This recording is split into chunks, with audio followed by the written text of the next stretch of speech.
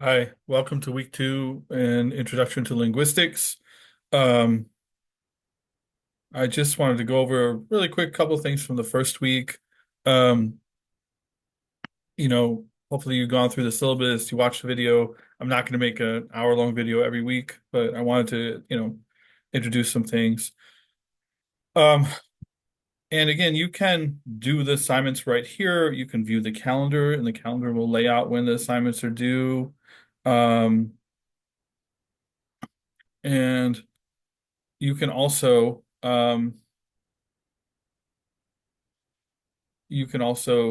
go to modules and everything will be organized by week. And I kind of just I laid that out for you, right? This will just take you to the assignments um, in the modules. Um, so the first 8 questions about linguistics. I know that a lot of you have linguistics is kind of new um, to you. I was just talking to um, I met a Jordanian professor who he got his bachelor's degree about the same time I did um, today, and we were talking today, and like he teaches Arabic at Fresno State, and he was saying that like there isn't a lot of enrollment at Fresno State, and honestly, part of the reason is nobody knows what linguistics is or it's a major. Even though if you want to get, I mean, when Steve when um, David Crystal says that linguistics is all these things. I would say it's profitable in certain areas, If you want to be a teacher, it's not necessarily unless you want to teach English as a second language, applied linguistics. Research and academics is research and academics. It's not always if you get in, you get in. Um, but where you can kind of make money, but you know, the tech industry, whether people enjoy it or not, that's a whole different thing, is in the tech industry with AI, with computational linguistics, stuff like that. Um, they need people. You can go to LinkedIn and look it up and you'll see stuff like that. Um, so the Steven Pinker, I could talk about all these. A thing with the Tower of Babel versus linguistics thing. Um, Everybody has their religious and traditional beliefs. About the origin, sometimes about, I mean, not everybody does, but people are very diverse. You know, um, I have friends who are indigenous and from the Central Valley here, and when I was on their lands, they said, their origin stories that they come from the waters here in California as a people. Um, I'm Muslim. Muslims believe in a different origin story, for human beings, and and so.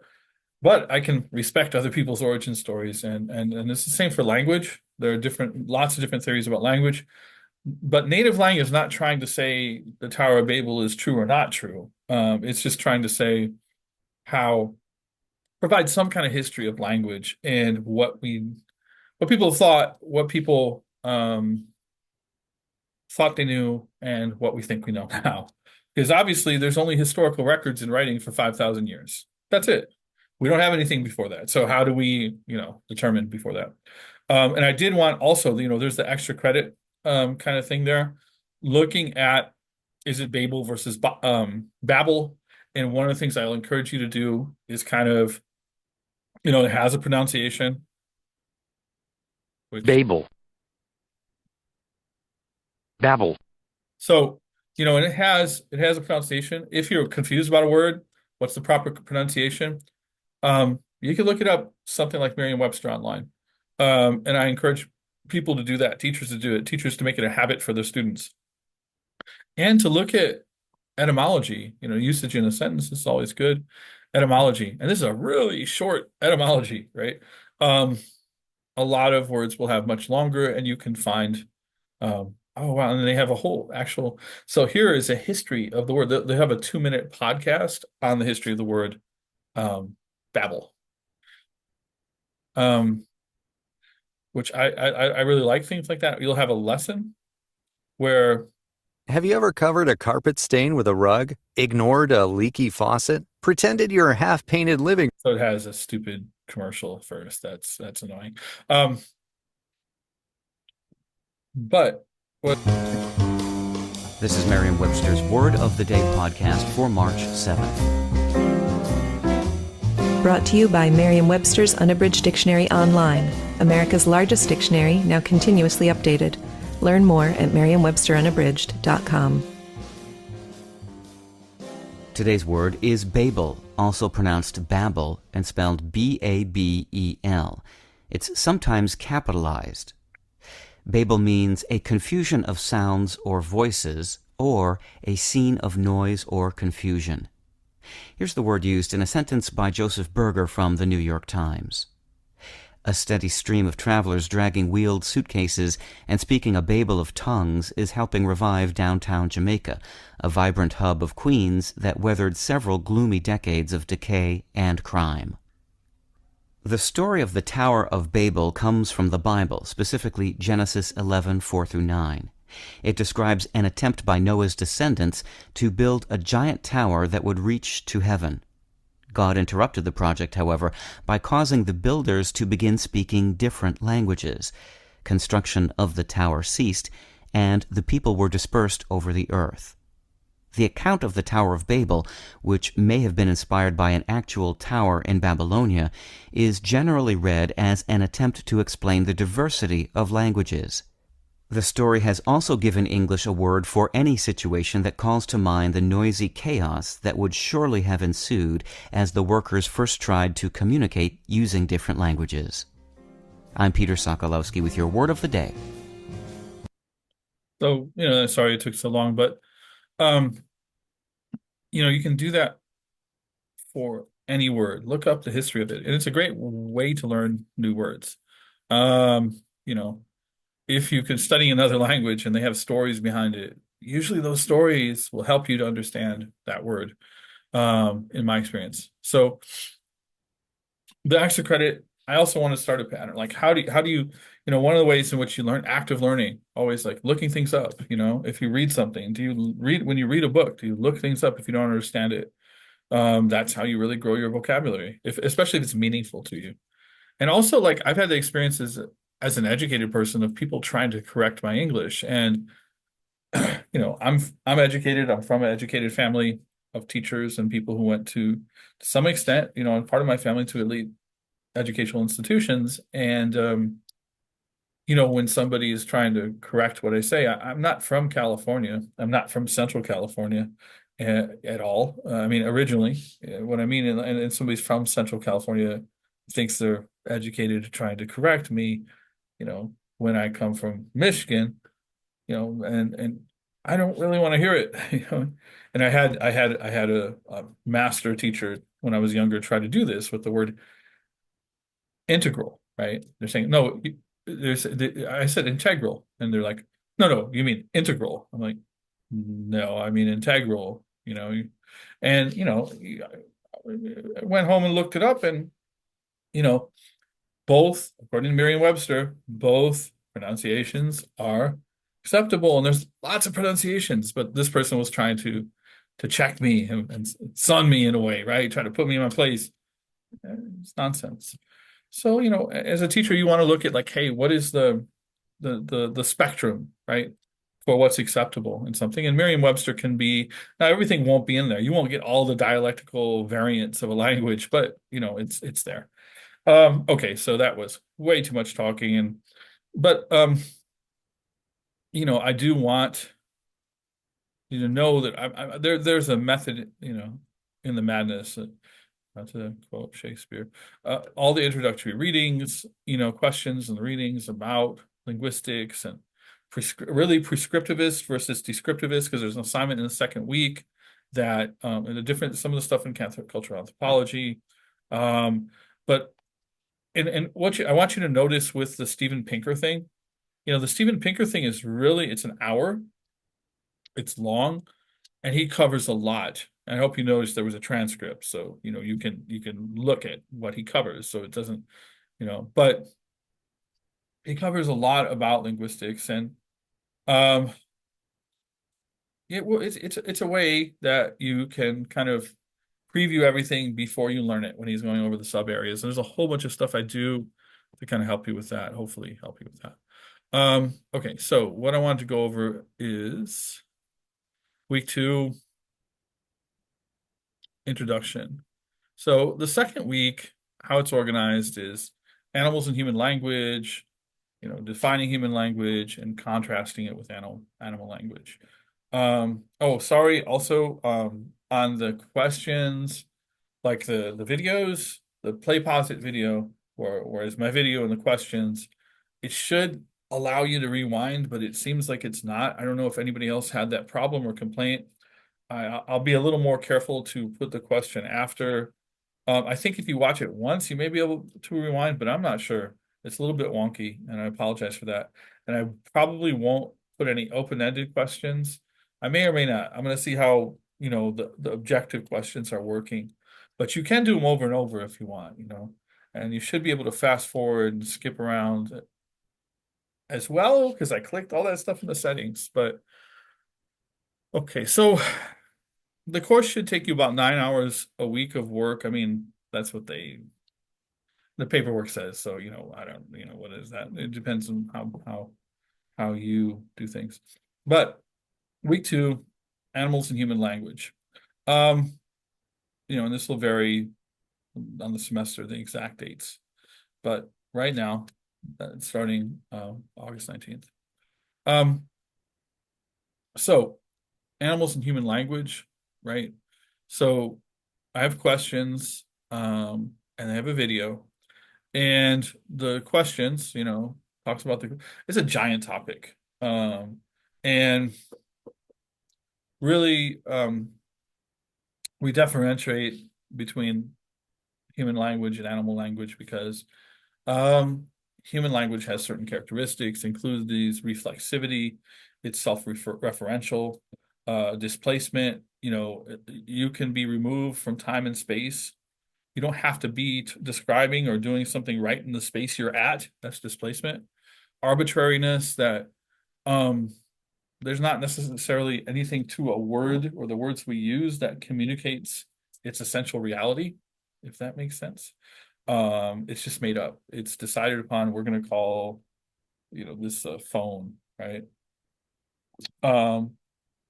And even in Arabic, I think they usually call it a cell phone in some way. They don't say phone, but the word originally is hatif, and hatif means like a caller before they even had the word phone. And there's lots of words like that. Like, what do you call an automobile, a car? Anyway, but it's arbitrary. There's no essential truth about it. Productivity or creativity, that you can. Language is generative. It produces. Language is Human language is transmitted through culture and duality. And then this is a really good lecture on the 15 design features of human language. You can take extensive notes or you can just list the 15 if you want.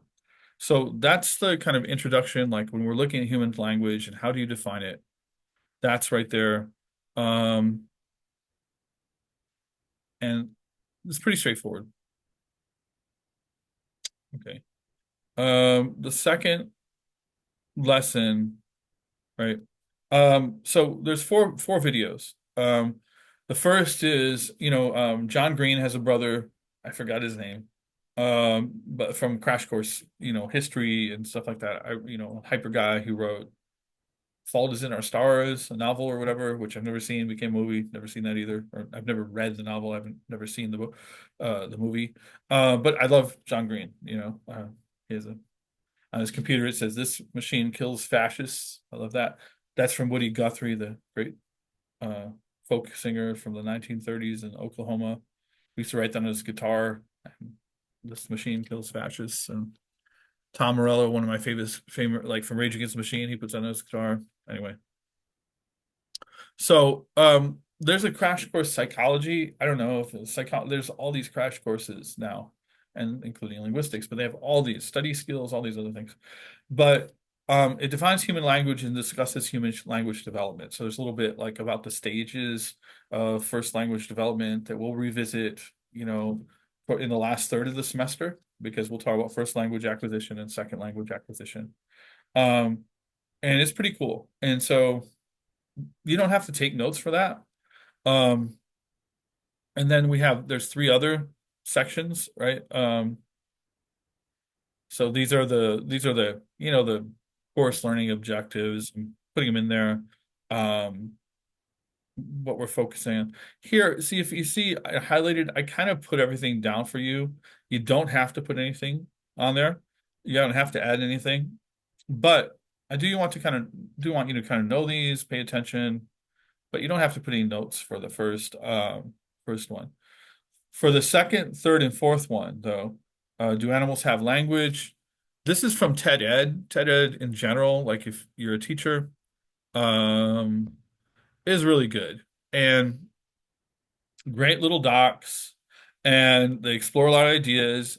And TED Ed is, for teachers, has questions and has a whole bunch of stuff you can actually use. So something to think about, five multiple choice questions and something. Yeah.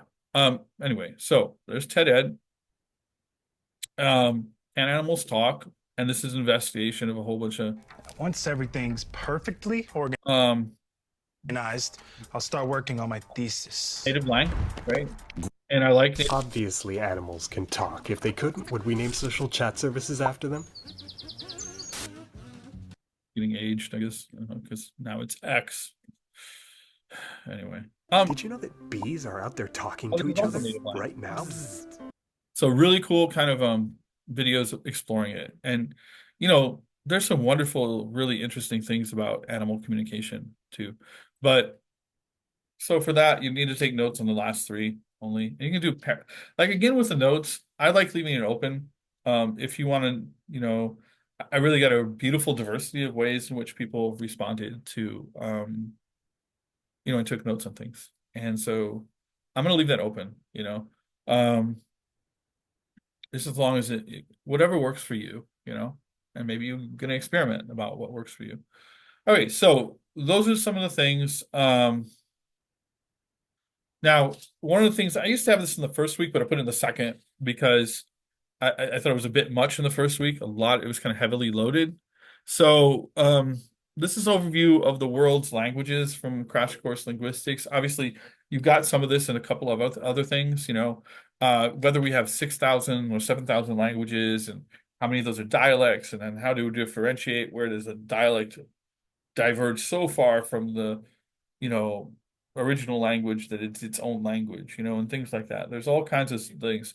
Even though most people speak, there's languages of um, empire and colonization. About half of the world's languages are endangered at this point. And part of that has to do with the 19th century, 20th century rise of the nation state and homogenization and monoculture and all these other kind of things. Okay. So we'll return to world languages and language families in the last few weeks of the semester. I will want you to actually learn some of the basic language families, how you group languages, which languages are related to which. But this is, Crash Course Linguistics on world languages. So I'm putting it in this, and I like Crash Course Linguistics, and I think they're great. Learn a language by watching TV.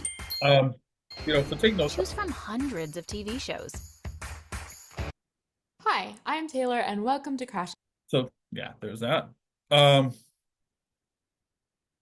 With the discussion boards, what I'm going to do is this, and I just want to state this, I'm going to, the date it's due, I want the post. Now, the date after, have the comment, okay? So it doesn't have to be the same day. Okay, so the fourth thing, an important chance to discuss standard edited English versus other dialects of English. So for this lesson, before I talked about this, and I talked about it in the syllabus. I talked about it in the video for the syllabus. Discussions of prescriptivism versus descriptivism, language superiority.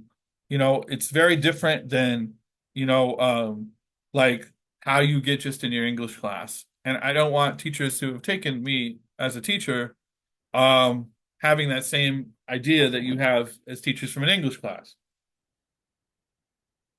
um, in general, because I want respect for the diversity of different dialects and language learners. Um, language learners have a fluency in their first or their second or their third language before English, right? And you know, you know, for most, you know, Americans, right, they speak one language, and that's pretty exceptional in the world. A lot of people, like half of the world's population, are bilingual. A third of the world's population are trilingual, right? So we're kind of the slow ones here. Not the American exceptionalism, but in the bad way. So, you know, this ties into, so, I was in a professional development with like 90 different on language justice, linguistics justice, with something like, I don't know, 90 to 100 professors from all over California who were working on this issue of equity and linguistic justice. And one of the flagship kind of leaders was Los Positas College in Livermore. And um,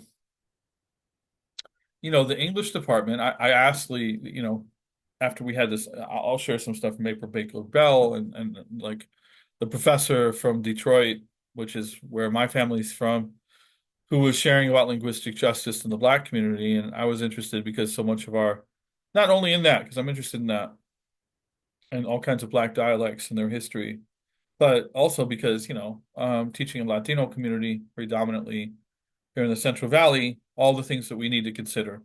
And so they have a statement I asked for this, and I was, from one of the sponsors of it. And one of the things that the sponsor of the speech gave is the departmental statement from her college about standardized English, right? And the acceptance of non-standard dialects. So the Las Pasitas English department values and celebrates all dialects of English. No dialect of English, including standard, edited American English, is superior to another. To treat one as superior or correct perpetuates structural racism. Powerful and original writing comes from authentic and diverse voices, not just writing, but speaking, right? I would say that this is often alive. Like, I have friends who are like battle MCs, and they can get up there and just destroy people extemporaneously, off the dome, right? And it really, is a unique skill to be able to do that. And it's not just a skill that you see um, now coming out of hip hop culture. It has existed amongst poets and tribes and people for thousands and thousands of years. It predates writing. Even when you get the Homeric Iliad and Odyssey, those were passed down for hundreds of years by poets before they were ever written down. And you have the same thing with the Irish, you have the same thing with the Scandinavian peoples, you have the same thing with the Arabs and many African peoples and indigenous people here. So like writing, right? The elevation of writing is a whole different thing. And we think of language and writing, but writing is not, it's a small portion of language usage. Think of how small, how much of what you say or what you hear is ever written down, and think of how small it is, and think about, there are entire groups of people who, for most of history, I mean, 5,000 years is nothing. If you think about human beings and what we believe about their evolution, it's only a couple 100,000 years that we kind of in the present form, and writing is like 5,000 years. It's a little nothing time. Anyway,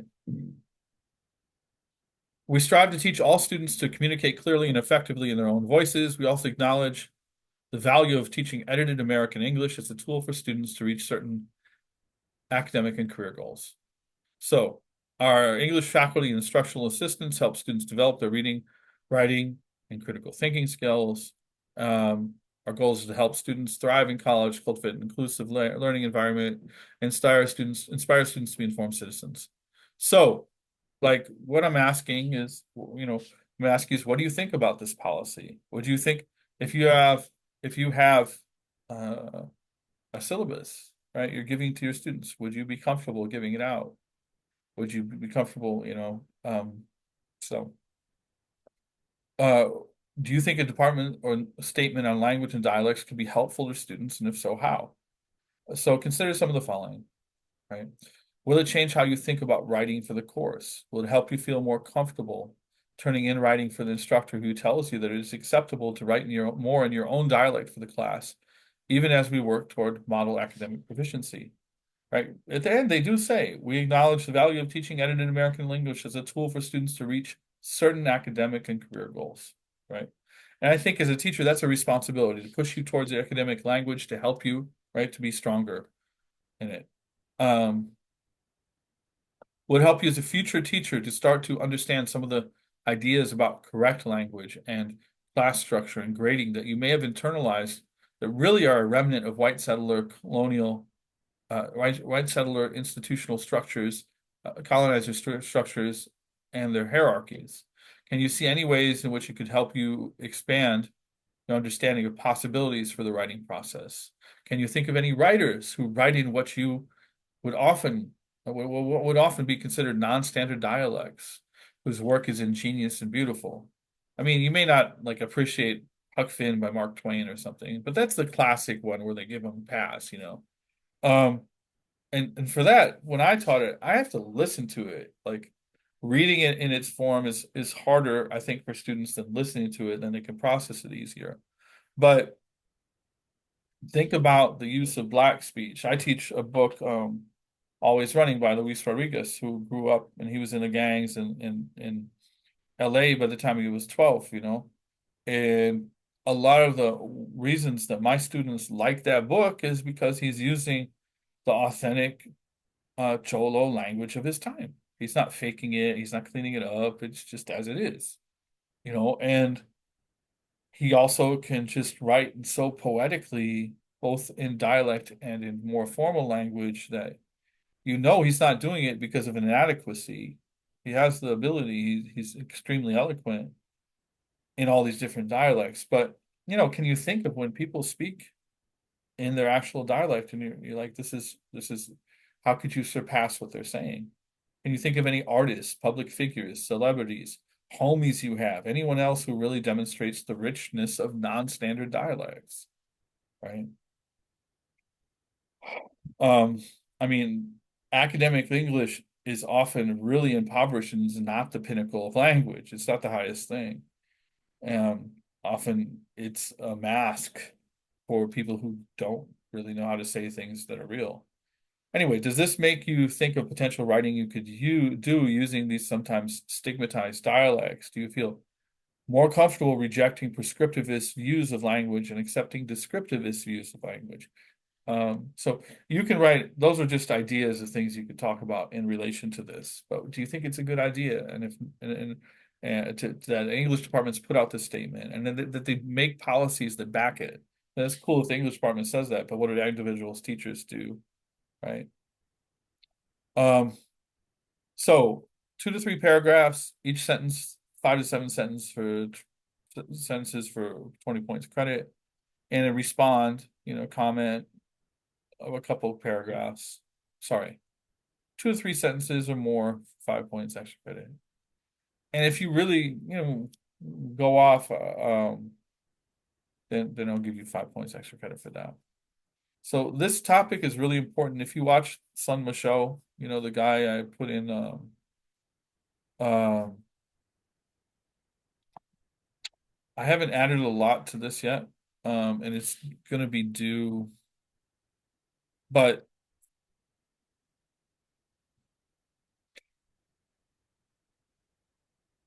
this is due. So you have over a month to add something, but I'm gonna little by little kind of add things in to the discussion board. So if you find, I love Sun Michelle, right? There's no such thing as broken English, uh, only broken rules intended to break unbroken people, which is kind of my philosophy for teaching English, and whether as a second, third, fourth, multi-language, whatever, or for people who are speaking in dialects that are stigmatized. And so, watching any of these, you're going to learn. I want you, if you find material. So, how to tell you're on a date with a linguist. What do you recommend here? Sorry, I'm a descriptivist, not a prescriptivist. You know, I mean, some of these would be nerdy, but it's a class. They can be nerdy as hell. It's all right. Um, I'm not racist or classist, but I wish uh, whatever marginalized group would just try to speak properly, right? So Bugs Bunny, and then he shoots the person saying that. Um, I mean, Bugs Bunny, a lot of old cartoons were really racist, and there's a whole different discussion. But again, it underlies, people, I'm not racist, like the song goes. I mean, anyway, you get ideas, put them up here, share them with the class. You'll get 20 points credit the first one. And if you get good ones, I can give you more extra credit after that. And moreover, it's just a place to bring stuff. And I'll go back to this, more.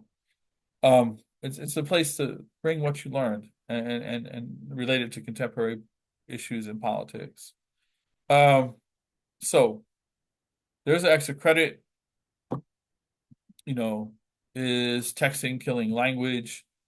And this is a linguist, Dr. John McWhorter, and he's talking about why texting doesn't kill language. Um, some of the stuff it's pretty early on, and it seems that he doesn't actually understand, like, some of the conventions for texting says are there aren't actually there. It's kind of weird. I really like the David Crystal one a little bit better. And because I was an English teacher and I have to listen to English teachers complain about students and how stupid everybody is for years and years. I just want to push back on some of that as a linguist. Okay, so the sixth thing, 5, you can do that whenever it's not due. Due dates are outside of the midterm and the final, they're recommendations, not absolute rules. And I may give you a 0 if you don't turn things in, but you can make it up. Okay, I'll make sure you know it. Okay, so one of the things I always hated about classes where you're learning a lot of terminology and you're going into new areas is that you have a lot to learn about and master, and you never know how deep into each of the subjects, how much do you need to know, and what will you be tested on. So it is comprehensive. We're going to go over all these things in linguistics. But you only need to remember certain things, and I want you to remember certain things. So I repeat them over and over and over in the class. And I made things even outside of the normal kind of assignment and test structure to help you with that. So one of them is that I made a Kahoot final review, which is not, it has almost all of the test questions that are on the midterm and final on it. They're not sectioned off, so you can play this individually. You can play it in a group, whatever, right? And the answers are there if you want to just look, right? Um, and this is covered, psycholinguistics and uh, morphology and phonetics and phonology, right? You say athlete instead of athlete, that is a penthesis, you're adding in a sound, right? Um, dialect and accent, the difference between accent is just how you sound. Dialect can be vocabulary, grammar, all the kinds of different things, right? Um, and some of these have little videos, anyway, I'm gonna keep, because you might gonna go like, what do I really need to know, right? And this is kind of everything you need to know. And it gives you background, language families, which one are you going to be tested on, right? And this gives you it. You can play this anytime, right? You can literally play it to learn to study. But I will preview the midterm. I will preview the final. So it is a hack to avoid stress in testing, and I think you will remember things more because of that. So this will be the homepage starting Sunday. And for week 2, and I'll try to do this every week, give you a page, go over what the assignments will be. And just if you have questions, go ahead and just email me anytime and I'll try to get back to you. And I hope that you're learning and enjoying the class so far. Thank you for being in the class. All right, take care. So long.